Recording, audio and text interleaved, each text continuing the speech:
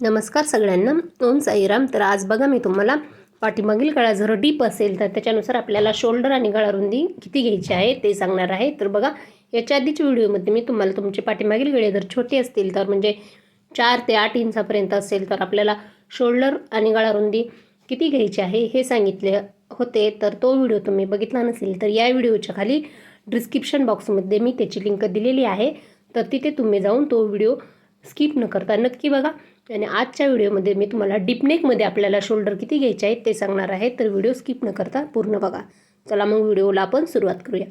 तर बघा सुरुवातीला आपण कधीही आपल्याला शोल्डर टाकायचे असेल तेव्हा आपण अंगावरूनच माप घ्यायचे आहे. अंगावरूनच आपल्याला शोल्डरचे पूर्ण माप घ्यायचे आहे. तर बघा इथं मी ब्लाऊजचे पूर्ण शोल्डर असे टाकले आहे. माझे 14 इंच भरलेले आहे. तुम्ही तुमच्या मापानुसार इथं घेऊ शकता. तर बघा त्याच्यानंतर आपल्याला इथे अर्धे शोल्डर घ्यायचे आहे. तर बघा 14चा अर्ध करून घ्यायचा आहे.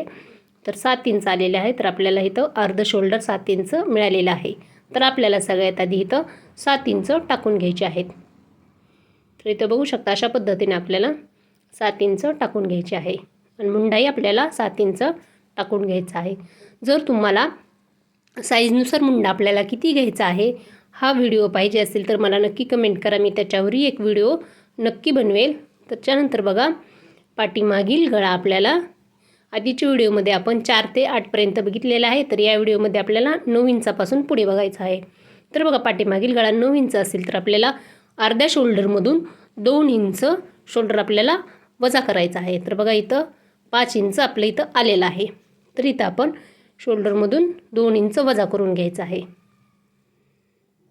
तर बघा मी पाठीमागीतल्या व्हिडिओमध्ये शोल्डर किती आणि कसं वजन करायचं ते सांगितलं होतं. तेच मी इथं शॉर्टमध्ये तुम्हाला सांगत आहे. नीट लक्षपूर्वक ऐका किंवा तुम्ही व्हिडिओ रिपीट करूनही पाहू शकता. तर बघा पाठीमागील गळा तुमचा 5 किंवा 6 असेल तर आपल्याला जे निम्मं शोल्डर आपलं भेटलं होतं 7 इंच त्याच्यातून आपल्याला अर्धा इंच वजा करायचा आहे.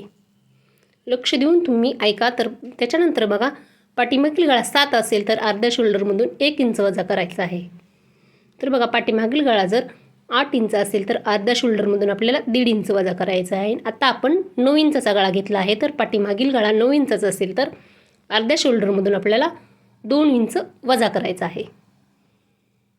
इथं बघू शकता 5 इंच मी शोल्डर टाकून घेतलेले आहे. आणि आपल्याला शोल्डर पट्टी ही तुमच्या चॉईसनुसार तुम्हाला ठेवायची आहे. तर बघा आपल्याला प्रत्येक ह्याला आपल्याला 3 इंच शोल्डर पट्टी ही सफिशियंट राहते. त्याच्यामुळे मी प्रत्येक गळ्याला 3 इंच ही शोल्डर पट्टी ठेवलेली आहे. आणि राहिलेली आपली गळारुंदी उरते ते आपण किती इंच गळारुंदी उरलेली आहे ते इथं चेक करूया.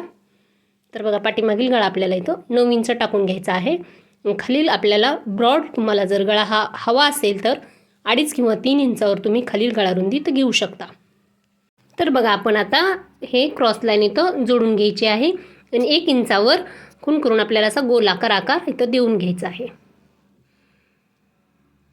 तर इथं बघू शकता आता मी तुम्हाला इथं टाकून दाखवते. इथं 5 इंच आपलं इथं शोल्डर टाकलेले आहे आणि ही आपली शोल्डर पट्टी 3 इंचाची आली आहे. तर गळारुंदी आपली बघा 5मधून 3 आपण मायनस केले तर आपली 2 इंचाची ही गळारुंदी आलेली आहे. त्याच्यानंतर बघा पाठीमागील गळा जर तुमचा 10 इंचाचा असेल तर तिथं बघा पाठीमागील गळा 10 इंच असेल तर आपल्याला अर्ध्या शोल्डरमधून 2.25 इंच वजा करायचा आहे. म्हणजे 2 इंच आणि टेपच्या 2 लाईन. तर बघा इथं आपल्याला 2.25 इंच वजा केल्यानंतर आपल्याला 4.25 इंच आपलं इथं शोल्डर मिळालेलं आहे. तर बघा 10 इंच गळारुंदी असेल तर तुम्ही 2.25 इंच अर्ध्या शोल्डरमधून आपल्याला वजा करून घ्यायचे आहे. एकदम काळजीपूर्वक लक्ष देऊन ऐका तुम्ही. जर तुम्हाला कन्फ्युजन होत असेल तर तुम्ही व्हिडिओ रिपीट करून बघू शकता. तर बघा इथं आपल्याला 4.25 इंच शोल्डर टाकून घ्यायचं आहे. आणि मुंडा आपल्याला 5.5 इंचच टाकून घ्यायचा आहे. इथं बघा त्याच्यानंतर आपल्याला शोल्डर पट्टी आपल्याला नॉर्मल 3 इंचाची ठेवून घ्यायची आहे. तर बघा आपण शोल्डर पट्टी 3 इंचाची ठेवली तर आपली गळारुंदी आपोआप ही कमी होते. त्याच्याने आपले शोल्डरही उतरत नाहीत.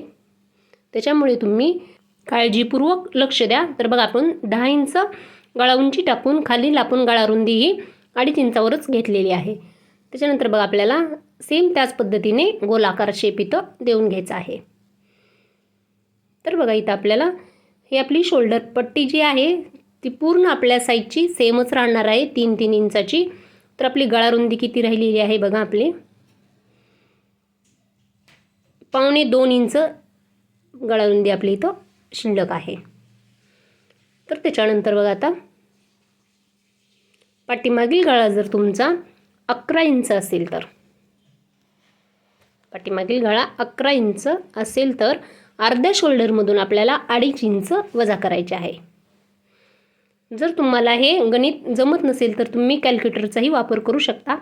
तर बघा 2.5 इंच वजा केल्यानंतर आपल्याला 4.5 इंच आपलं शोल्डर राहणार आहे. तर बघा 11 इंच गळ्यासाठी आपल्याला अर्ध्या शोल्डरमधून 2.5 इंच वजा करायचे आहे.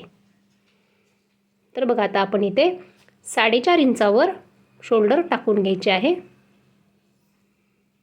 त्याच्यानंतर 5.5 इंच आपल्याला मुंडा टाकून घ्यायचा आहे. जर तुम्हाला साईजनुसार मुंड्याचा चार्ट पाहिजे असेल तर मला नक्की कमेंट करा. तर बघा आपल्याला शोल्डर पट्टी आपली 3 इंचाचीच ठेवायची आहे. तर बघा 11 इंचावर खूण करून आपल्याला खालील गळ्याची रुंदी 2.5 इंच टाकून घ्यायची आहे. तुम्ही इथं 3 इंचही टाकू शकता. जसा तुम्हाला ब्रॉड गळा आवडत असेल त्या पद्धतीने तुम्ही खाली गळ्याची रुंदीही टाकून घ्यायची आहे. तर बघा नेहमीप्रमाणे आपल्याला गोलाकारमध्ये इथं आकार देऊन घ्यायचा आहे. तर बघा इथे आपली शोल्डर पट्टी 3 इंचाचीच राहिलेली आहे. 3 इंचच आपल्याला शोल्डर पट्टी ठेवायची आहे. तर बघा आपल्या इथं 1.5 इंचाची आपलं हे गळा रुंदी राहिलेली आहे. तर इथं 1.5 इंच लिहून घेऊया, 1.5 इंच गळा रुंदी. तर बघा पाठीमागील गळा जर आपला 12 इंचाचा असेल तर आता इथं तुम्ही काळजीपूर्वक लक्ष द्या. जर पाठीमागील गळा आपला 11 किंवा 12 इंचाचा असेल तर आपल्याला इथं दोन्हीलाही एकसारखेच माप घ्यायचं आहे. अर्ध्या शोल्डरमधून आपल्याला 2.5 इंच वजा करायचे आहे. 11 आणि 12 इंच या दोन्ही गळ्यासाठी आपल्याला एकच माप घ्यायचं आहे. त्याच्यानंतर बघा 12 इंचच्या पुढं हा गळा नसतो. तर बघा खाली आपल्याला गळा रुंदी 2.5 इंच टाकून गोलाकार शेप असा देऊन घ्यायचा आहे. तर बघा इथं टाकून घेते 9 इंच गळा, 10 इंच गळा, 11 इंच आणि 12 इंच असं टाकून घेतलेले आहे. त्याच्यानंतर बघा आपले हे शोल्डर आलेलं आहे ते सुरुवातीचं 5 इंच शोल्डर, परत 5.25 इंच, त्याच्यानंतर 4.5 इंच. तर बघू शकता. त्याच्यानंतर बघा मी तुम्हाला अजून एकदा रिपीट करते. जर आपला ब्लाऊजचे आपल्याला शोल्डर घ्यायचे असेल तर आधी पूर्ण शोल्डर घ्यायचे आहे, त्याचे निम्मे करायचे आहे. तर बघा तुम्ही याचा स्क्रीनशॉटही काढून घेऊ शकता. आशा करते की तुम्हाला हे पूर्ण समजले असेल. जर काही डाऊट आले असतील तर तुम्ही मला कमेंटमध्ये नक्की विचारा. तर बघा मी तुम्हाला झूम करून दाखवत आहे, तुम्ही याचा स्क्रीनशॉटही काढून घेऊ शकता. तर तुम्हाला माझे व्हिडिओ हेल्पफुल वाटत असेल तर चॅनलला सबस्क्राईब करा आणि व्हिडिओला लाईक करा.